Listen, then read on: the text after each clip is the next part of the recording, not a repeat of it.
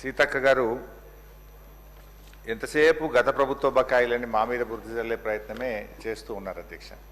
మా రిక్వెస్ట్ ఏంటంటే government is a continuous process. 2014-15లో బీఆర్ఎస్ ప్రభుత్వం వచ్చినాడు. ఇదే కాంగ్రెస్ ప్రభుత్వం మాకు కూడా 2,000 కోట్ల రూపాయల ఫీజు రీఎంబర్స్మెంట్ బకాయిలు మాకు పెట్టిపోయారు. ఆ రోజు 2,000 కోట్లు బకాయిలు పెట్టిపోతే మేము ఆ రోజు చెల్లించాం. మేము మీలాగా బకాయిలు పెట్టిపోయారు మేము ఇవ్వము అని అనలేదు అధ్యక్ష. Government is a continuous process అని చెప్పి ఆ రోజు 2,000 కోట్ల రూపాయల బకాయిలు బీఆర్ఎస్ ప్రభుత్వం చెల్లించింది. ఇక రెండో విషయం అధ్యక్ష, బీఆర్ఎస్ హయాంలో అసలు ఫీజు రియంబర్స్మెంట్ ఇవ్వనే లేదు, జరగనే లేదు అనేటువంటిది పూర్తిగా సత్యదూరమైనటువంటిది. మేము పెద్ద నోట్ల రద్దు లాంటి ఒక ఆర్థిక మాంద్యాన్ని ఎదుర్కొన్నాము. 2 సంవత్సరాలు కరోనా వల్ల కూడా ఆర్థిక మాంద్యాన్ని ఎదుర్కొన్నాము. అయినప్పటికీ కూడా ఏ సంవత్సరం కూడా 2,000 కోట్లకు తగ్గకుండా 9.5 సంవత్సరాల్లో 20,000 కోట్ల రూపాయలు ఫీజు రియంబర్స్మెంట్ బీఆర్ఎస్ హయాంలో చెల్లించాము. సో మా రిక్వెస్ట్ వల్ల కూడా ఇవాళ కాలేజీలు, డిగ్రీ కాలేజీలు, జూనియర్ కాలేజీలు ఇప్పటికే రాష్ట్ర వ్యాప్తంగా మూతపడ్డాయి అధ్యక్ష. సగానికి సగం మూతపడ్డాయి అధ్యక్ష. వాళ్ళకి ఏమవుతుందంటే అధ్యక్ష, కరెంట్ బిల్ కట్టకపోతే కట్ అయిపోతుంది, మున్సిపల్ ట్యాక్స్ కట్టకపోతే కట్ అయిపోతుంది, వాటర్ బిల్లు కట్టాల్సిందే, ఉద్యోగులకు జీతాలు ఇవ్వాల్సిందే. ఇప్పుడు 2 ఏళ్ళు 15 నెలలు 2 ఏళ్ళు ఒక్కసారి వరుసగా బిల్లులు రాకపోతే అధ్యక్ష కాలేజీలన్నీ కూడా ఆగమైపోయేటువంటి పరిస్థితి ఉంది. ఫైనల్ ఇయర్ స్టూడెంట్స్కు సర్టిఫికెట్లు రాక పిల్లల విద్యా సంవత్సరాన్ని కూడా కోల్పోయే పరిస్థితి ఉంది. ఇక్కడ ఒక విషయం కూడా సీతక్క గారు మా హయాం అన్నారు. యాక్చువల్గా నేను కూడా ఫైనాన్స్ మినిస్టర్గా పనిచేసిన అధ్యక్ష. మాకేముంటుండే అంటే అధ్యక్ష, ఈ రైతు బంధు జూన్ జూలైలో ఒక 7,000 కోట్లు ఇచ్చేవాళ్ళం. నవంబర్ డిసెంబర్లో 2వ విడత రైతు బంధు 7,000 కోట్లు ఇచ్చేవాళ్ళం.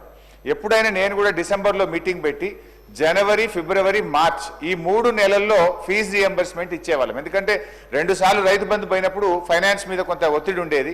2వ విడత రైతు బంధు అయిపోయిన తర్వాత జనవరి, ఫిబ్రవరి, మార్చ్ నెలల్లో ఎప్పుడైనా ఫీజు రియంబర్స్మెంట్ ఇద్దాం. మీరు వచ్చారు, అప్పుడు ఎగ్జాక్ట్గా అదే టైంలో మీ గవర్నమెంట్ వచ్చింది. కానీ పోయిన జనవరి, ఫిబ్రవరి, మార్చిలో ₹1 కూడా ఇవ్వకపోవడం వల్ల ఇవాళ ఇది పేరుకుపోయిన పరిస్థితి ఏర్పడ్డది. సో నేను అనేది ఒకరి మీద ఒకరు చేయడం కాదు, కానీ విద్యార్థుల భవిష్యత్తు, లక్షలాది మంది విద్యార్థుల భవిష్యత్తును దృష్టిలో పెట్టుకొని, కాలేజీలను భవిష్యత్తును దృష్టిలో పెట్టుకొని దయచేసి ఈ జనవరి, ఫిబ్రవరి, ఇప్పుడు ఈ మార్చి నెలాఖరులో ఉన్నాం కనుక ఈ ఒక 2,000 కోట్లన్నా మినిమం వెంటనే ఇవ్వగలిగితేనే ఆ కాలేజీలు, ఆ పిల్లలు బయటపడే పరిస్థితి ఉంది అధ్యక్ష.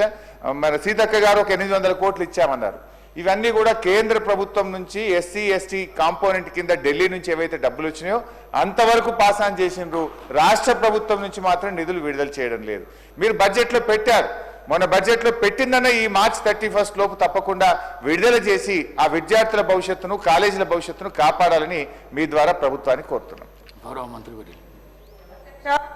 కాలేజీ యాజమాన్యాలతోటి ఆల్రెడీ మా డిప్యూటీ సీఎం గారు మాట్లాడి మీకు దశల వారీగా ఇవ్వడం జరుగుతుందని వారికి హామీ ఇవ్వడం జరిగింది అధ్యక్ష.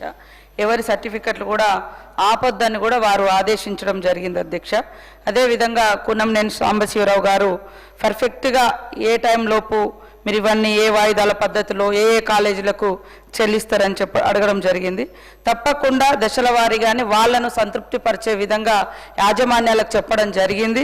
మాకు కూడా మేము వచ్చి రాగానే మరి అప్పులే కాకుండా 21,000 కోట్ల రూపాయలు ఒక రైతు రుణమాఫీకే అత్యధికంగా నిధులు కేటాయించడం మూలంగా కూడా మిగతా శాఖలకు కొద్దిగా బర్డెన్ పడ్డ మాట వాస్తవం. అది ఇప్పుడు రాబోయే కాలంలో అంతా బర్డెన్ ఉండదు కాబట్టి ఖచ్చితంగా తొందరలోనే చెల్లిస్తాం. దాదాపుగా 1,200 కోట్లకు పైగా టోకెన్స్ కూడా రైజ్ చేసి పెట్టడం జరిగింది అధ్యక్ష. మరి గవర్నమెంట్ ఇప్పటి వరకు కూడా 2 దఫాలుగా ఒకసారి 65 కోట్ల 55 లక్షలు, ఒకసారి 764 లక్షల 57, ఒకసారి 764 కోట్ల 57 లక్షలు కూడా ఇవ్వడం జరిగింది అధ్యక్ష. కాబట్టి ఈరోజు మేము పెండింగ్ పెట్టాలని లేదా ఆపాలని, విద్యార్థులకు భారం కావాలని మాకు ఎట్టి పరిస్థితులు లేదు సార్. ఈరోజు విద్య అనేది మనకు ఎంతో అవసరం.